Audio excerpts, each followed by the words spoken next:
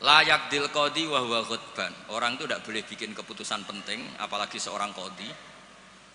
Nah, kepengen nyebut Gus Yusuf apalagi wali kota. Ini kemarin sebelum jadi wali kota perjanjian, Gus jenengan wali beneran, saya ingin wali kota saja. Ini keluarga kiai tapi cita-citanya sederhana. Jadi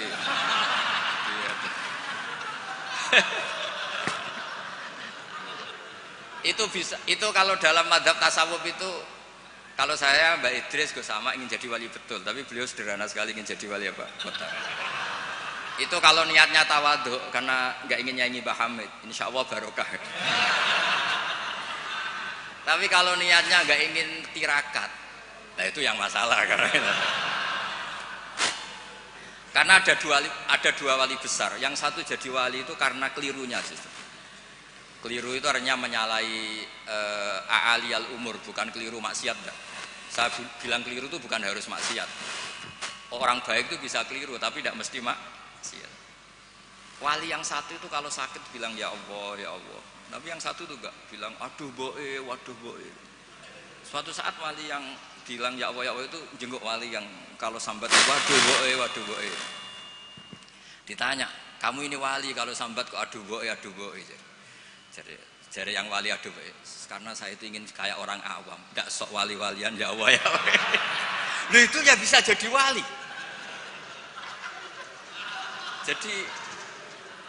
Jadi nanti lihat aja di daftar, kalau di list wali kok masukkan Gusipul, berarti ya karena tawadhu tadi. Jadi ada juga wali itu kalau sholat itu nggak mau soft awal, banyak. Kok koyok wong parak pangeran ya wani ning soft. Ada juga wali ditanya, apa kamu kalau di surga ingin melihat Allah? Enggak. Kaget kan, umumnya orang ke surga kan ingin melihat. Tapi jawabnya apa? Unazzihu dzalikal jamal an-nazari misli. Allah terlalu agung biar tidak terkontaminasi didelok meripat kaya aku ngene. Itu ya jadi wali. Ini terpaksa cari referensi demi wali kota. Jadi makanya saya itu tadi, saya itu narasumber itu penting tidak penting sudah bener. Mergo tawadhu di Rembang sini itu jauh. Gara-gara diteror ini yang manggil Mbah Hamid. Aduh. Ini Pak D Idris, ini Pak D saya, Pak Lek kalau manggil saya itu mesti yang manggil Mbah Hamid gitu. Ya, kalau nelpon mesti gitu. Ini yang manggil Mbah Hamid. Nggih, Mbah. Ternyata di sini berlaku teror ya. Ini apa? Yang manggil Mbah Hamid karena memang beliau itu sepupu mbah saya Mbah Hamid. Jadi bermadzhab itu penting karena kata itu liar. Layak dil qadi wa ghadban. Seorang yang sedang marah itu tidak boleh punya keputusan penting, baik itu qadi, wali kota atau orang tua atau siapapun. Kata qadi dihilangkan. Tidak boleh kamu mentang-mentang hadisnya qadi, hanya qadi yang nggak boleh bikin keputusan kalau marah. Kalau kiai boleh, kalau orang tua boleh, kalau wali kota boleh. Tidak bisa. Wa ghadban itu kalau sedang marah, kalau sedang lapar boleh, sedang ngempet nguyah boleh, sedang ngempet ngising. Nah, padahal setelah dimaknai pakar-pakar usul fikih, ghadab itu apa? Halatin sing yasu'u khalqu sahibi. Satu keadaan yang orang itu tidak normal.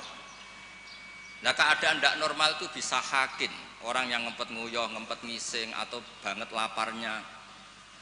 Itu juga nggak boleh bikin keputusan penting. Jadi ghadban bukan lagi dimaknai marah, tapi apa? Satu keadaan di mana orang tidak sedang baik-baiknya. Makanya Imam Syafi'i masyhur itu, kamu jangan rembukan sama orang yang besok nggak ada yang dimakan, itu ruwet otaknya itu. Lho sidang madrasah ambek guru-guru sing bar diamuk bojone, wah itu error gitu. Sidang madrasah ambek wong sing sesuk kudu bayar kredit. Mesti takoki sepundi madrasah saya dempon ngaten mun saya.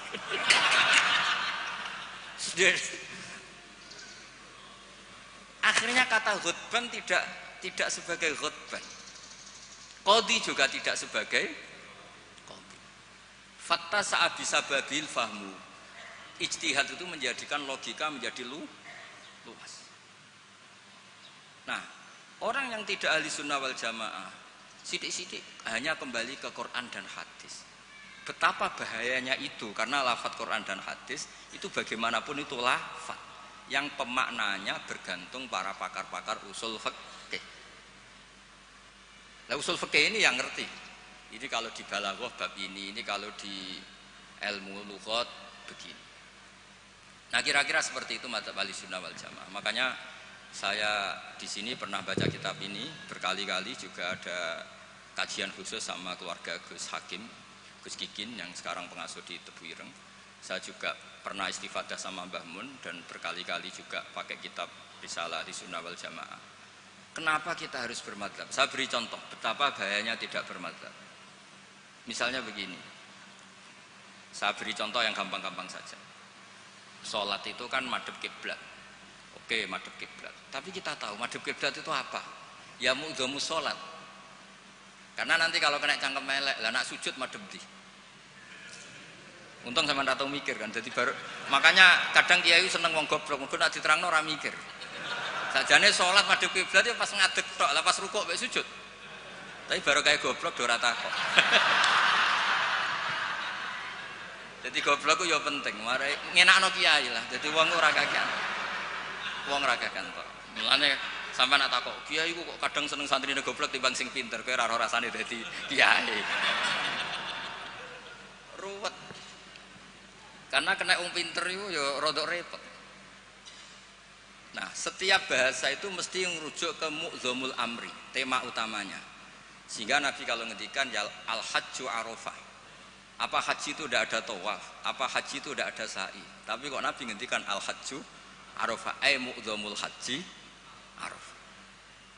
Nah, bahasa-bahasa seperti itu andaikan orang nggak ngerti usul fikih terus maknani al-hajju arafah, sementing wis ning arafah. Nah, iya. Itu kan yo ribet. Jadi intinya itu apapun teks yang Anda baca di Quran dan hadis, itu pemaknanya harus ikut ulama. Nah, kalau sampean tanya, dalilnya apa, Gus? Dalil yang paling saya mengenang dan tidak akan lupa ila yaumil qiyamah itu dawuh Mbah Mun, ihdinas siratal mustaqim siratal ladzina walam yaqulillah sirataka. Harusnya kan tunjukkan kami jalan yang benar, jalanmu ya Allah. Enggak, tapi Allah ngendikan siratal ladzina an'amta alaihim. Mergo kowe ora iso niru Allah dhewe, kowe ora iso niru Allah, Allah ora mangan, Allah ora turu. Nah, buat terus Allah ya rakyat jadi wali kota, ya kan? Kamu tidak bisa. Inna wa ta'ala la ya'kul wa la yashrab wa la yanam. Allah tidak tidur, tidak makan. Kalau kamu makan niru siapa? Niru makani wong soleh-soleh, niatnya taqwi alal ibadah. Kamu tidur niru siapa? Niru orang-orang soleh. Enggak bisa niru Allah, Allah tidak tidur. Nah, berarti kalau kamu ingin benar harus butuh sanad, karena ketika Allah ngendikan siratal mustaqim itu siratal ladzina an'amta alaihim. Itu dalil paling kuat betapa pentingnya sanad. Makanya sampai ada pepatah yang sangat mengancam tadi, manta alama bila sehin fasehuhu setan. Itu ancaman yang benar sekali, karena betapa bahayanya orang misalnya hanya berdasar terjemah atau teks kemudian dia nyimpulkan hukum. Padahal lafadz ini adalah terjun bebas. Karena tadi lafadz itu jamek. Dia akan kemana saja yang masuk afrodnya kalau dalam ilmu usul fikih. Tapi nanti setelah ada momentum muqtadul hal, itu baru proporsinya hanya sampai mana. Misalnya sampai lihat Syekh Nawawi Al-Bantani, faktul musyrikina, bunuhlah orang-orang musyrik. Itu ayatnya akan ekstrim. Misalnya haitsu wajadtumuhum, kapan saja kamu menemukan mereka. Tapi sampai lihat di Syekh Nawawi, al-musyrikin ayna kitsina khosotan, yang melanggar perjanjian. Atau al-muharibin, yang merangi kamu. Tidak semua orang musyrik boleh kamu perangi, karena ada musyrik-musyrik yang wa in janahu lisalmi fajnah laha wa tawakkal Allah. Lafadznya umum tapi harus proporsional. Kalau sampean contoh ini gak paham, tak kayak contoh yang paling mesti kayak paham. Nak paham kebangetan. Kamu kalau istri kamu sedang seneng-senengnya, wes sama sampean karep opo tak turuti. Opo wae? Jebule terusin, aku ben wayoh, Dik. Terus yo ojo iku. Jare opo wae kan gitu. Ya kan? Jadi semua lafadz ma min amin illa wa yukhassas, tidak ada kata am kecuali yadkhuluhu takhsis, kecuali ada takhsis. Misalnya kamu seneng sama istri, wis adik kemana-mana berdua, kowe apa nak ngising berdua. Jadi lafat-lafat, nah ya artinya kalau ada lafat umum ning Quran hadis mesti ada mukhassis. Ma min amin illa wa yadkhuluhu takhsis.